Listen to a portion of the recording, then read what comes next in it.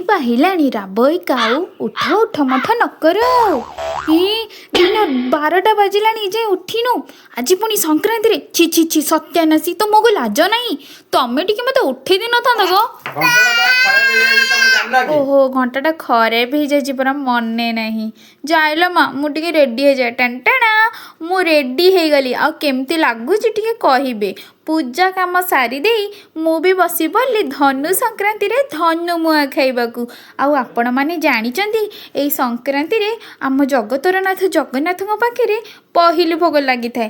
ଆଉ ସେ ପୁଣି ମାତା ଯଶୋଦାଙ୍କ ହାତରୁ। କାରଣ ଆମ ଲକ୍ଷ୍ମୀ ମା ପରା ତାଙ୍କ ବାପ ଘରକୁ ଯାଇଥାନ୍ତି।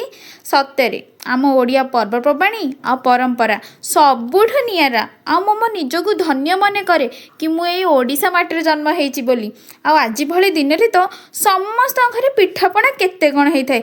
ଆପଣମାନେ ଆଜି କ'ଣ କରିଛନ୍ତି କହିବେ? ମୁଁ ବେଶୀ କିଛି କରିନି ମ, ଖାଲି ଚକୁଳି ଟିକେ କରିଦେଇଛି। କାରଣ ସେଇଟା ପା ଟିକେ ଝଟପଟ ହେଇଯାଏ। ହଉ ସାଙ୍ଗମାନେ ରହିଲି।